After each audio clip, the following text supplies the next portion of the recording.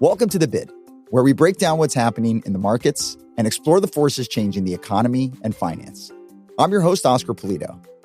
A culture of growth within an organization is vital to foster innovation, resilience, and adaptability, which will ensure that a company can thrive in an ever-evolving business landscape.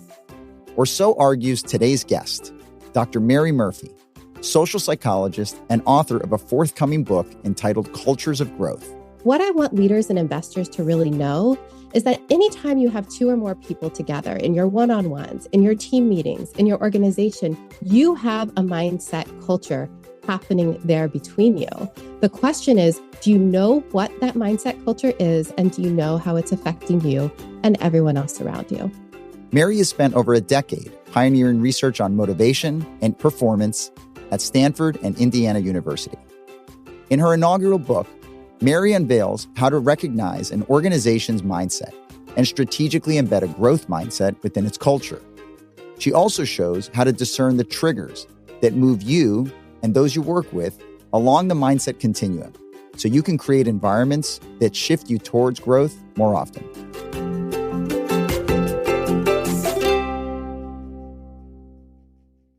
Mary, thank you so much for joining us on The Bid. Thank you so much for having me, Oscar. I'm very happy to be here. So, Mary, congratulations on publishing your new book. It's called Cultures of Growth. I'd love to start with what inspired you to write this book, and what is it about this concept that you want leaders and investors to know about? It's a great question. So for years, we have thought of Carol Dweck's fixed and growth mindset as something just in our minds. If you have a fixed mindset, you're thinking about intelligence, talent, and ability as something that's fixed. You either have it or you don't. At Stanford, we would talk about, are you a techie or are you a fuzzy? That's the fixed mindset. And the growth mindset is this idea that intelligence, talent, and ability is something that is a potential that we can actually develop with hard work, good strategies, and support from others. And what we have discovered over the last 10 years is that the way in which mindset has actually been applied and studied over time, there's been some misconceptions about it. The biggest misconception, and why I wanted to write this book, is to really correct some of these ideas that, first of all, there's only two mindsets and you have one or the other. The truth is we have both within us. And the second is that it's located only in our mind. And for the last 10 years, my team and I have been doing research. Carol was my PhD advisor. And we've all been doing research on how mindset actually exists as a cultural feature of teams, companies, schools, leaders, and how that mindset culture affects everything from motivation, engagement, to bottom line performance. And so what I want leaders and investors to really know is that anytime you have two or more people together in your one-on-ones, in your team meetings, in your organization, you have a mindset culture happening there between you. The question is, do you know what that mindset culture is, and do you know how it's affecting you and everyone else around you?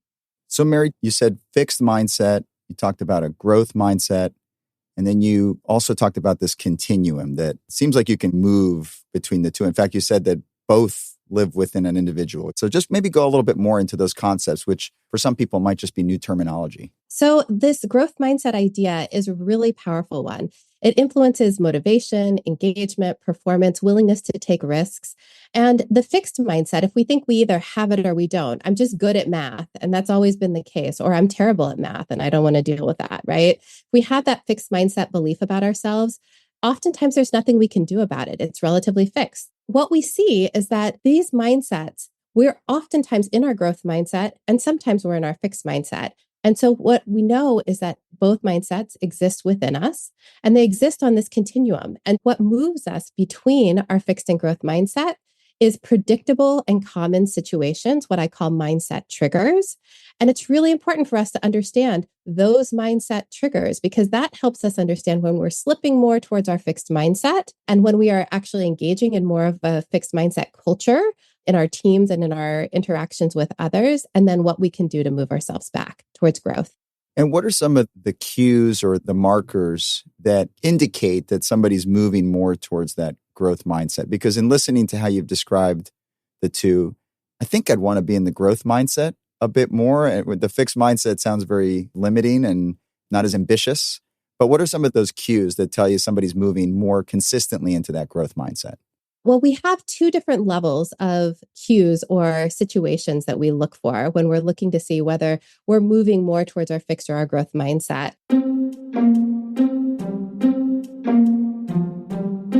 At the individual level, we can look at our mindset triggers, and these are those four common predictable situations that move us towards our fixed or growth mindset. And those are evaluative situations when we anticipate being evaluated by others. We're putting together a big report or presentation. We're pitching a new client. High effort situations. I have to put in a lot of effort to understand that appropriately. Critical feedback is another fixed mindset trigger where the critical feedback that I might have been anticipating now is actually here. And how do I address and think about that critical feedback? Do I think about it as telling me whether I'm right or wrong, good or bad? Or is it telling me what I can learn, how I can improve, what I can do to develop? And the last mindset trigger is the success of others. When I see other people being praised, to what extent is it moving me towards my fixed mindset? Oh, wow, I'll never be as good as her.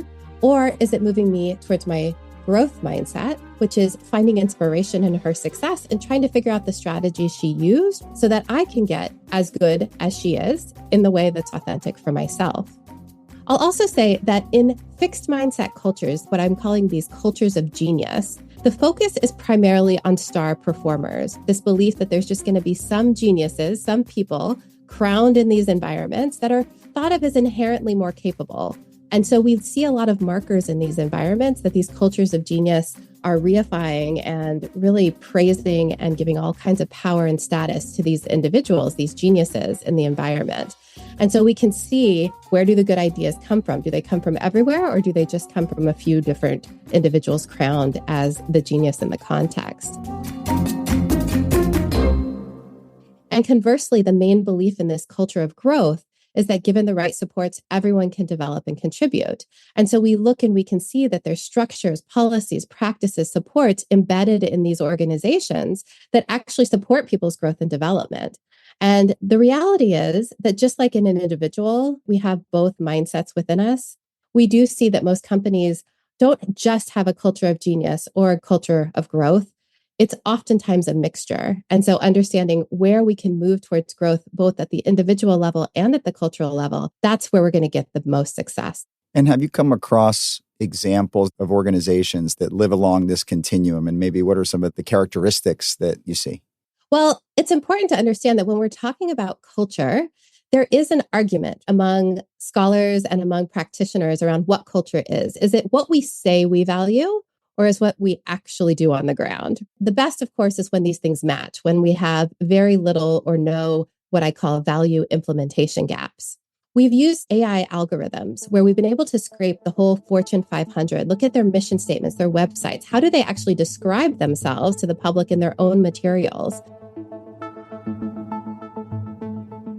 And then we've been able to look at other data, like in Glassdoor, where we're looking at how people who work at these companies, how they're experiencing those companies. And what we see is that when these companies have more of a growth mindset culture in their own materials, what they're saying, the people within it are experiencing that culture more positively.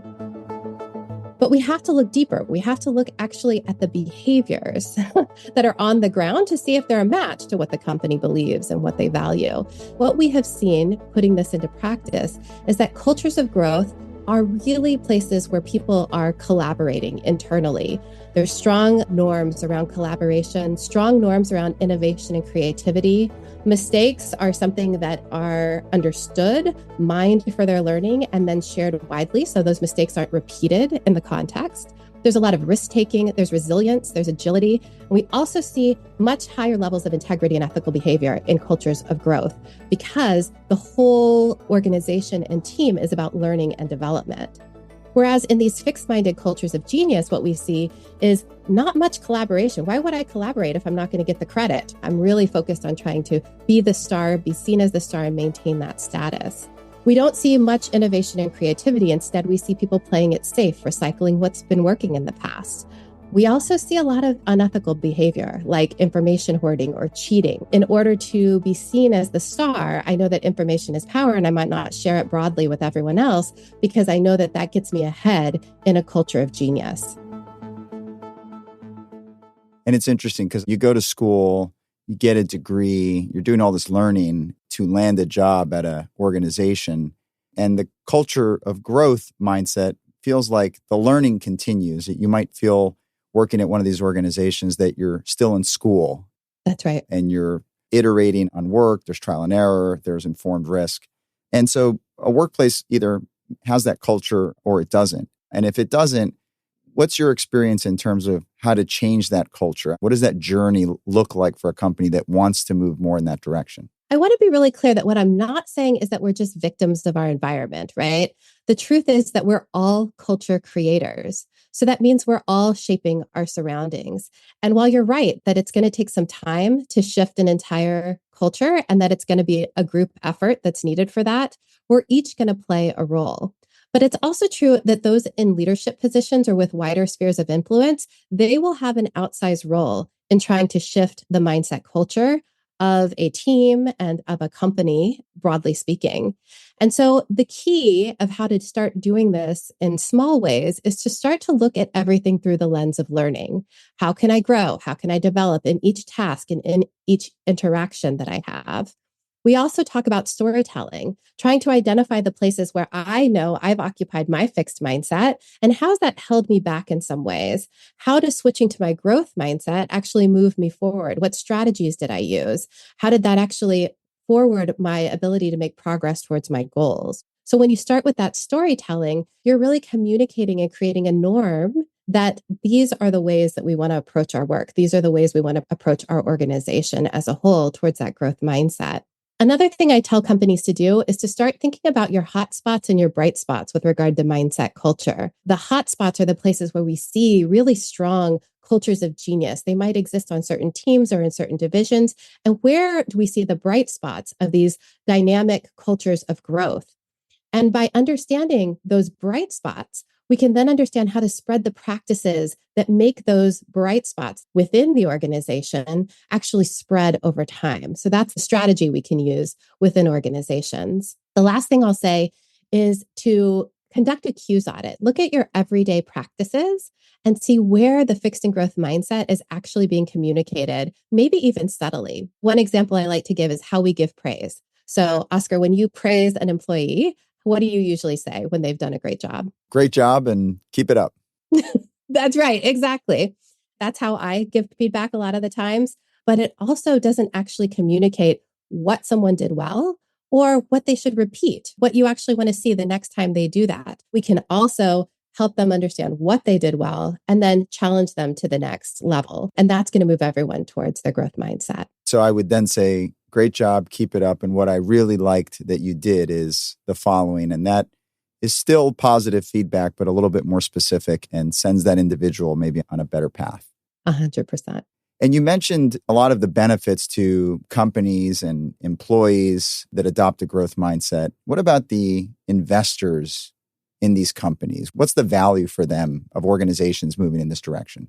Well, in a study my team and I conducted, we did work with hundreds of startups and early stage organizations. And what we found was that those with stronger cultures of growth and that had founders who had more of a chronic growth mindset, they were more likely to meet and exceed their fundraising goals. And they were more successful at establishing and reaching their products and services goals. We also found that in more established companies, those with stronger cultures of growth are more innovative, they're more resilient, and they're more financially successful than those with strong cultures of genius. So when we're talking about an investor perspective, I think it's really important for us to be thinking about what kind of mindset culture is this company really embodying? How are the policies, practices, procedures? How are the interactions really structured in such a way that's really going to help people actually perform better, create more innovation, and actually have more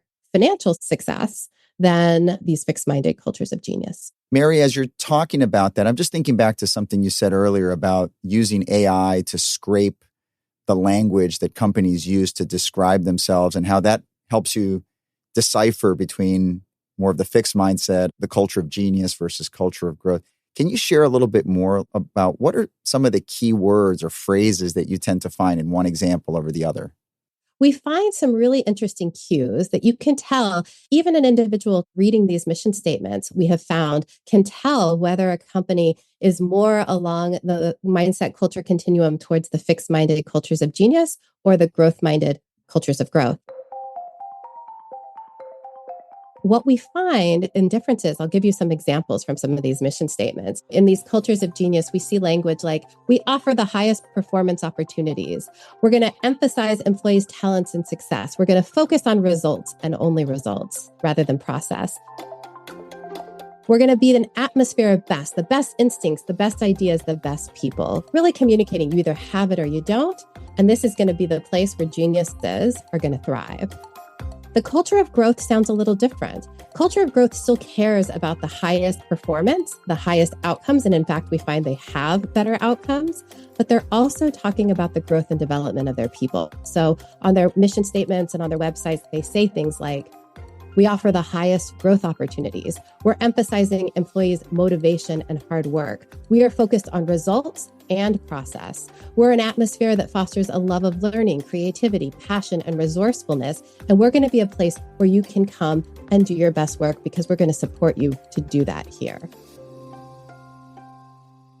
It has a different sense to it, right? Rather than a harsh prove and perform, you're only as good as your last performance context. It's much more about development, growth, and actually finding the supports in this environment. They're going to help you take the work and the organization to the next level. And Mary, with AI entering the workplace more and more, in fact, we recently spoke with Rob Goldstein and Lance Bronstein, who are two senior executives here at BlackRock, about how AI is influencing financial services. So as AI enters the workforce, what does it mean for the evolution of company cultures and those that want to move towards more of a growth mindset? I think no matter what technological era we find ourselves in, culture is always going to be paramount to both individual and organizational success. What I think is going to happen is that with AI, companies are going to become more and more smart about what to put in those mission statements and what to put on the website. What I anticipate happening is that people will become actually a bit more skeptical about whether a company really is what it says it is, what it actually is to work inside the organization. When your mission statement or your website is AI written and driven, algorithm created, it's going to be much more important how the experience is of working in the company on the ground. I think it'll be more important than ever that companies address and minimize these value implementation gaps. Because while what the mission statement and the website and what our public leadership statements might help get people through the door initially, whether they stay in the company, whether they trust it, whether they're committed to it over time, is really going to be influenced by those norms on the ground. Is it collaborative, innovative? Can I do my best work here? Am I supported? Am I seen as someone who can be promoted? Am I being motivated by what matters most in this organization? That's going to actually predict success, both at the individual level and the organizational level at the long term. And growth mindset culture is a huge part of that.